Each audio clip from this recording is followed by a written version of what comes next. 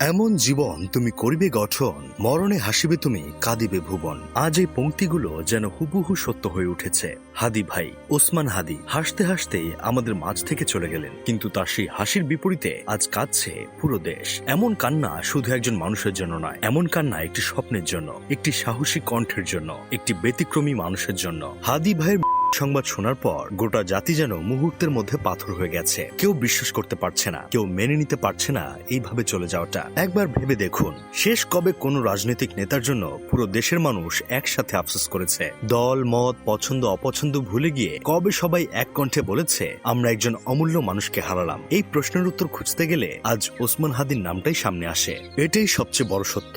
যেখানে মানবতার আম্মু খ্যাত শেখ হাসিনা টানা 16 বছর ক্ষমতায় থেকেও দেশের মানুষের কাছ থেকে এমন নিখাত ভালোবাসা, দোয়া আর সম্মান আদায় করতে পারেননি, সেখানে মাত্র 16 মাসে ওসমান হাদি অর্জন করেছেন তার চেয়েও 1000 গুণ বেশি ভালোবাসা। কোনো রাষ্ট্রীয় ক্ষমতা নয়, কোনো বাহিনী নয়, শুধু নিজের সততা, সাহস আর স্পষ্ট ভাষায় ছিল তার শক্তি। হাদি ভাই প্রমাণ করে গেছেন, মানুষের হৃদয়ে জায়গা করতে ক্ষমতার দরকার হয় না, দরকার হয় সাহসের, দরকার হয় সত্য বলার মেরুদণ্ড। তিনি বেঁচে থাকলে হয়তো আরো অনেক দূর যেতেন, আরো অনেক কিছু বদলে দিতেন, কিন্তু অল্প সময় তিনি যা রেখে গেছেন তা অনেকে সারা জীবনের অর্জনের চেয়েও বড়। আজ হাদি ভাই নেই, কিন্তু তার রেখে যাওয়া ভালোবাসা, আফসোস আর শূন্যতা বলে দিচ্ছে তিনি শুধু একজন ব্যক্তি ছিলেন না, তিনি ছিলেন একটি অনুভূতি। হাসতে হাসতে চলে গেলেন ঠিকই, কিন্তু তার শূন্যতায় কাছে পুরো ভুবন।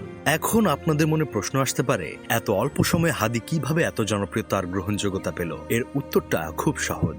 হাদি বাংলাদেশকে ভালোবেসেছে, দেশের মানুষকে ভালোবেসেছে, সাধারণ মানুষের অধিকার আর ইনসাফের কথা বলেছে, দুর্নীতির বিরুদ্ধে অবস্থান নিয়েছে এবং বাংলাদেশের শত্রু আওয়ামী লীগ আর ভারতীয় আধিপত্যবাদের বিরুদ্ধে ঘোষণা করেছিল। এই তো ওসমান হাদি কেন আলাদা ছিল জানেন? জুলাই বিপ্লবের অনেক স্টেক হোল্ডার যখন রাষ্ট্রীয় ক্ষমতা, প্রশাসনিক প্রভাব কিংবা আর্থিক সুবিধা গ্রহণে ব্যস্ত, তখন নির্লোভ ওসমান হাদি সেসবের একটিও নেয়নি। লোভ তাকে স্পর্শ করতে পারেনি, আদর্শের কাছে সে আপোষ করেনি, আর সেখানেই সে ছিল ব্যতিক্রম, সেখানেই সে ছিল বিশেষ।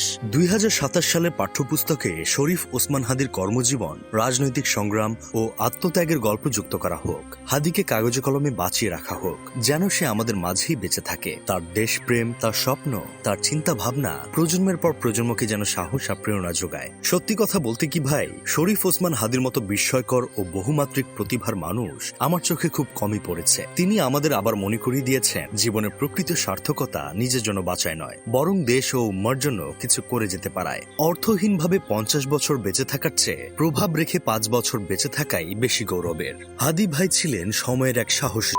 তিনি আমাদের শেখালেন, নিরাপদ গৃহকোণের নির্ঝঞ্ঝাট জীবন নয়, বরং রাজপথের দায় ও দায়িত্বই হওয়া উচিত আমাদের পথ। আমরা চাই না এসি রুমে নিভৃতে আসা কোনো, বরং আধিপত্যবাদ আর অবিচারের বিরুদ্ধে বুক পেতে দাঁড়িয়ে সাহসীর মতো আলিঙ্গন করাই হোক আমাদের কামনা, ইনশাল্লাহ। যাই হোক, শেষমেশ আমি গোলাম হোসেন একটা কাজের কথা কই। হাদি একজন মানুষ ছিল, কিন্তু তার আদর্শ ছিল একটি পথ। আমরা সবাই হাদি হব, আমরা হাদির মতোই লড়ে যাব শেষ নিঃশ্বাস পর্যন্ত।